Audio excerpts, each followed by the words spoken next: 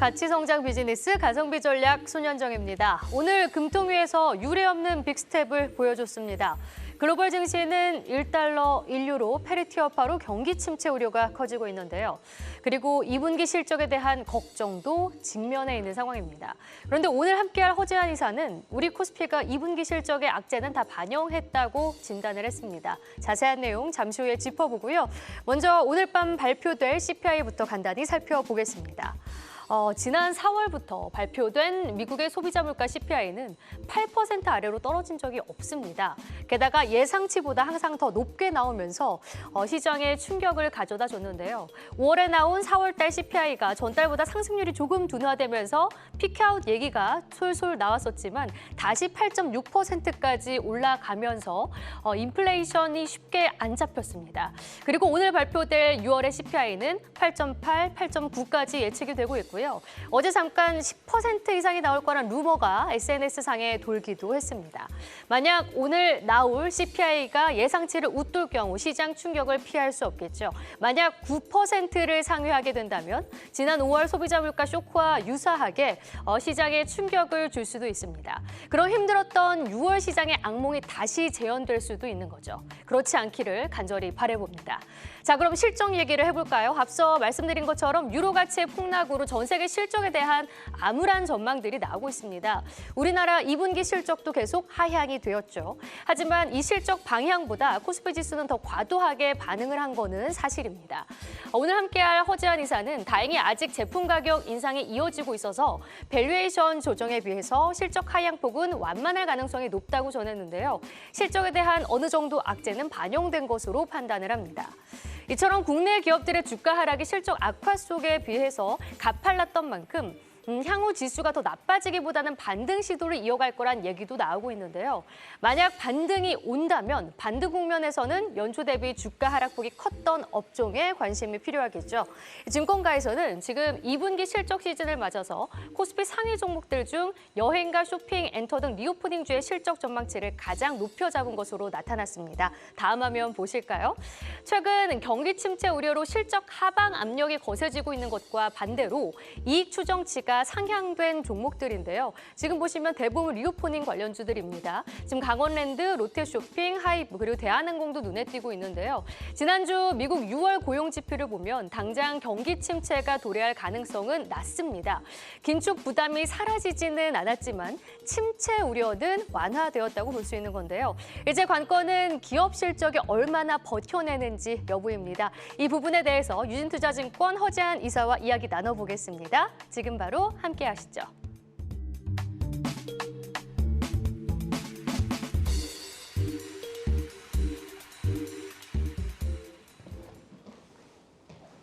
네, 오늘 가성비 전략 유진투자증권 허재원 이사 스튜디오에 나와 계십니다.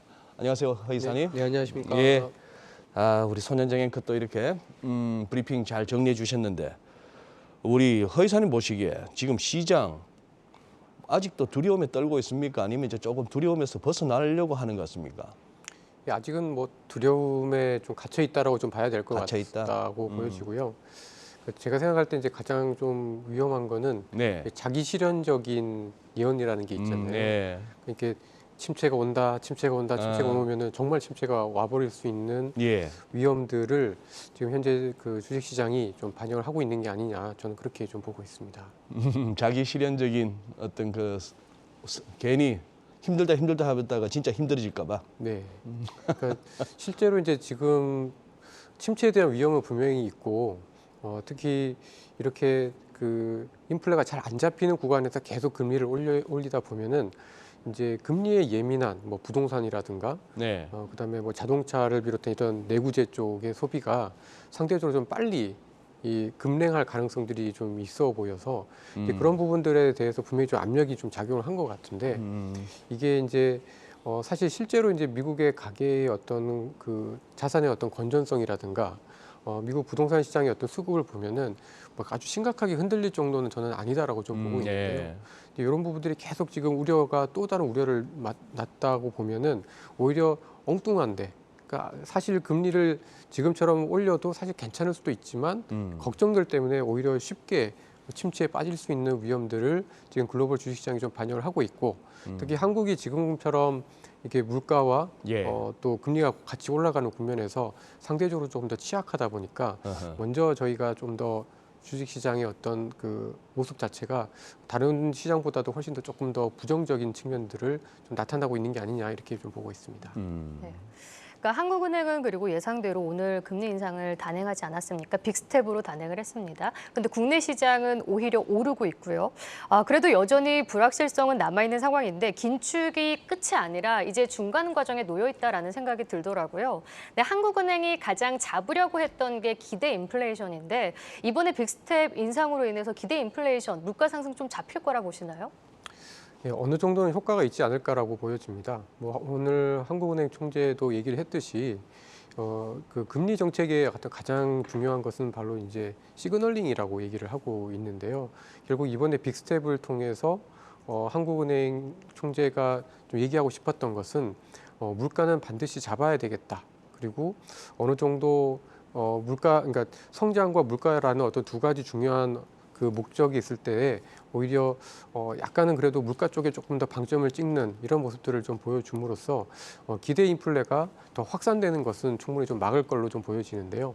다만 이제 이 기대 인플레라는 거는 사실 이게 한 번의 어떤 금리 인상으로 잡히기보다는 뭐 조금 시차는 두고 좀 반영이 되지 않을까라고 좀 판단을 좀 하고 있습니다.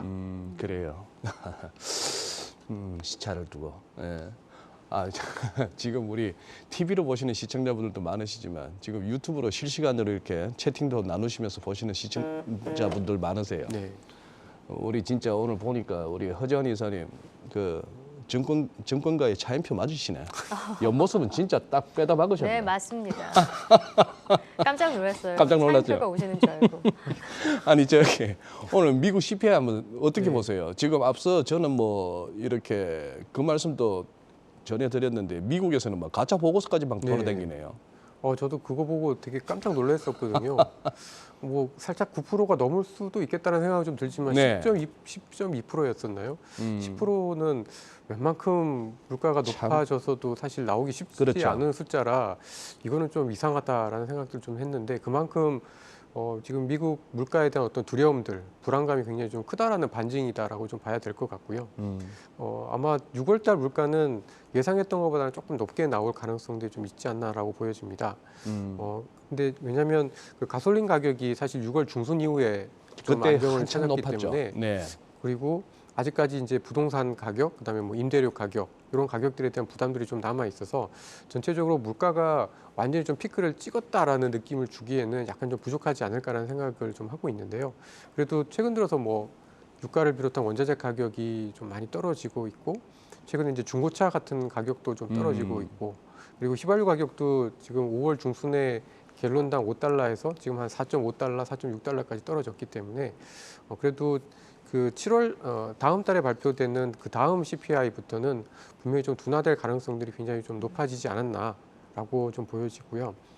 제가 이제 오기 전에 데이터를 이렇게 좀 쭉 찾아보니까 이 73년에서 74년 그러니까 이제 그 1차 석유 파동 이후에 이제 물가가 엄청 올랐다가 이제 그때 당시 이제 주가가 저점을 찍는 과정에서 제일 좀 의미 있는 지표가 뭘까를 이렇게 좀 찾아봤는데 예. 크게 첫 번째가 이제 그 미국의 물가인데요.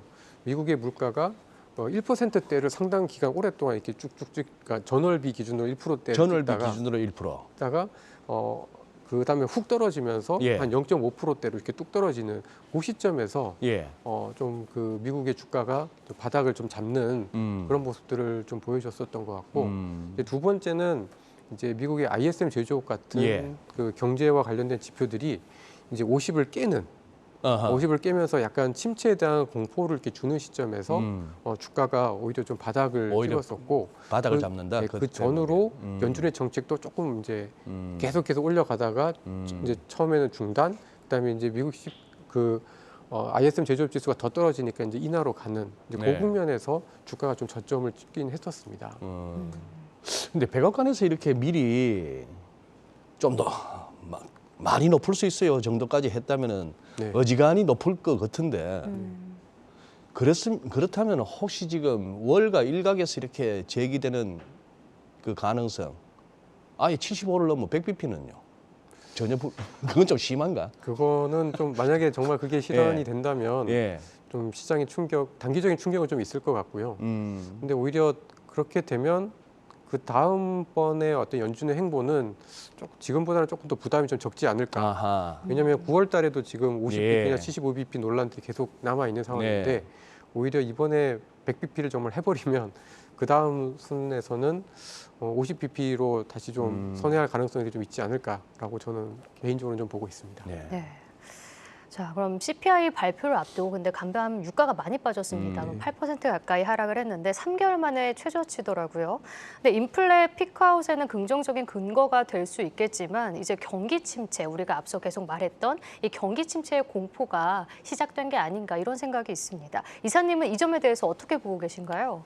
말씀하신 대로 그러니까 저희가 이제 계속 물가하고 이제 유가에 대해서 걱정을 굉장히 많이 한 네. 상황에서 이제 오히려 유가가 빠지니까 사실 이게 악재가 어느 정도 해소되는 거다라고 볼 수도 있지만 사실 주식시장 입장에서 봤을 때는 유가가 빠질 때보다는 이렇게 좀 빠지다가 멈춰서 하향 안정될 때, 즉 유가가 지금 굉장히 높은 상황임에도 불구하고 여전히 이제 그 경기에 대해서 이제 걱정들을 굉장히 좀 많이 하시는데요. 그러니까 경기에 대한 걱정들 때문에 이제 유가가 이렇게 빠지는 국면에서는 수요 파괴에 대한 걱정들이 훨씬 더 크기 때문에 그런 네. 현상들이 좀 나타나는 거잖아요. 예. 근데 사실은 이제 주식 시장이 조금 더 반등을 잘 하려면 오히려 이제 유가가 떨어져서 거기서 좀 안정을 찾고 더 빠지기보다는 좀 이렇게 안정적으로 좀 멈출 때 그때가 오히려 주식 시장은 조금 더 반등하기 좀 좋은 국면이다라고 보여집니다. 그래서 분명히 조금 침체에 대한 걱정들을 많이 하시는 거고 그 부분이 아무래도 이제 채권을 보는 관점에서는 곧 인플레가 이제 정점을 찍을 거다라는 점에서 오히려 좀 긍정적일 거고 주가는 채권보다는 조금 더 시차를 두고 뒤에 좀 더 안정을 찾을 가능성이 좀 있지 않을까라고 볼 수 있을 것 같습니다. 그래요. 자, 이제 뭐 미국이나 우리는 이제 2분기 실적 시즌 네. 본격적으로 접어듭니다. 지금 우리 허이사님께서 실적이 좋지 않아도 기술적 반등 시도 가능해 보인다. 뭐 이렇게 쓰셨는데 어떤 근거로? 네. 예. 그러니까 제가 이제 과거에 이제 그 미국 기업들 그다음에 저희 한국은 사실 2000년 전에는 데이터가 많지가 않아서 예. 좀 찾아보긴 좀 어렵습니다만은 그래서 과거의 사례들을 이렇게 쭉 찾아봤었는데요.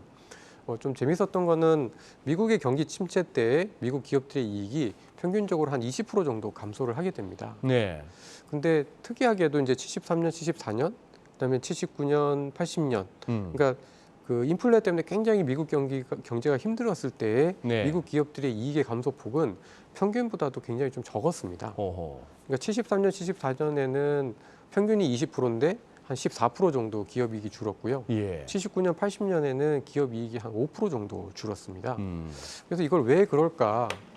사람들이 다 지금 비용 높아지니까 굉장히 좀 기업들이 되게 부담을 느낄 것 같아서 걱정들을 많이 하시는데 왜 막상 미국의 70년대 그리고 70년대 후반에 미국 기업들의 이익이 그래도 평균보다도 그렇게 많이 안 감소를 했을까를 생각을 해보면 결국 그 기업들의 어떤 그 실적은 매출과 비용으로 나오는 거잖아요. 그렇죠. 근데 인플레가 여전히 있는 상황에서는 그래도 예. 가격 정가가 되는 상황이기 때문에 예. 어느 정도 매출이 급격히 빠지지는 않고 비용 때문에 어떻게 보면 이익 마진이 줄어들게 됩니다. 근데 사실 실제로 이제 기업 이익이 정말 많이 감소를 하는 경우는 소위 이제 디플레라고 보는 국면, 예. 즉 매출 성장 자체가 완전히 이제 감소가 되는 국면에서 훨씬 기업 이익이 많이 감소를 하게 됐었던 것 같습니다. 그러면 어느 정도 미국 기업들이 뭐 2분기 실적 발표하고 아마 하반기 때는 당연히 이제 실적 안 좋다고 얘기를 많이 할 것 같은데 네. 그럼에도 불구하고 좀 그 어떤 과거의 어떤 침체 때보다는 기업 이익이 감소하는 폭이 그렇게 크진 않을 수도 있겠다 이렇게 저는 좀 판단을 좀 하고 있고 그리고 이거를 저희 국내 주식시장 국내 기업들한테도 적용을 좀 해봐서 이제 지금 현재 주가가 어느 정도로 그 지금 악재를 많이 반영했는지를 좀 감안을 해봤는데요. 저희 계산으로는 코스피 2,300대라는 지수는 내년도 기업 이익이 한 10% 정도 감소하는 것까지도 반영한 레벨입니다. 2,300이. 그러니까 이제 관건은 이제 마이너스 10%라는 기업이익 10%라는 감소가 지금의 어떤 상황을 충분히 다 반영한 악재인 거냐 네. 아니면 조금 더 반영할 수 있는 여지가 남아 있느냐라는 건데요. 네. 저희가 보기에는 그 한국 기업들의 이익은 미국 기업들보다는 훨씬 더 변동성이 크기 때문에 완전히 악재를 다 커버하는 완전히 진짜 바닥이 2,300으로 보이지는 않고 있고요. 다만 그래도 악재의 한 70% 정도, 70~80% 이상은 좀 반영한 레벨이 아닌가라고 좀 보여집니다.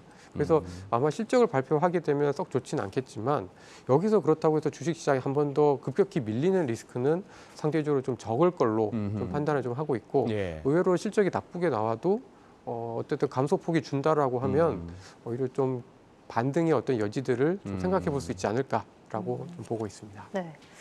그리고 또 이사님께서 또 뛰어난 중국통 애널리스트이기 때문에 추가적인 질문을 드리자면 사실 중국 증시가 5월에 굉장히 좋았습니다. 그리고 금융시장이 안정됐다고 하지만 지금 경기 침체의 키를 중국이 쥐고 있다라고도 할 수 있을 것 같은데 이번 주 GDP 같은 이런 경제 지표들이 발표가 되잖아요. 이건 좀 어떻게 전망을 하고 계신가요? 이번에 나올 GDP도 좀 어떻게 보면 이제 4, 5, 6 이제 2분기 GDP잖아요. 근데 한참 그 뭐 상하이 봉쇄하고 네. 이럴 때 아닙니까? 네, 그래서 사실 이렇게 썩 좋게 나올 네. 리는 없고요. 근데 이제 분명히 이제 2분기보다는 3분기 좋을 텐데 이제 계속 이제 중국에 대해서는 그래서 최악은 벗어났다라고 보여집니다. 그 힘으로 5월달, 6월달 주식시장이 좀 올랐던 것 같은데요. 근데 이제 문제는 아직까지도 이제 중국은 이 제로 코로나에서 못 벗어나고 있다라는 것이죠. 예. 그저께도 보시면 안휘성에서 또 코로나 확진자, 특히 새로운 변이가 발견이 되면서 이게 이제 상해나 북경에 이제 또 이제 그 검사, PCR 검사 같은 것들 자꾸 하게 되다 보니까 중국은 쭉 잘 가다가 또 코로나 터지면 또 한 번 쉬고 이런 모습들이 계속해서 좀 반복이 되고 있는 상황입니다. 그래서 전체적으로 보면 최악은 벗어났고 여전히 지금 전 세계 중앙은행들 중에서 돈을 풀 수 있는 유일한 지역이기 때문에 여전히 투자에 대한 기회는 좀 남아 있는데 다만 제로 코로나라는 정책 때문에 이게 안정적으로 쭉 주가가 올라가기보다는 다소 좀 왔다 갔다 범피한 좀 울퉁불퉁한 그런 모습을 중국 시장이 보여주지 않을까라고 예상을 하고 있습니다. 그래요. 알겠습니다. 오늘 도움 말씀 감사합니다. 지금까지 허재환 유진투자증권 이사님이었습니다. 감사합니다.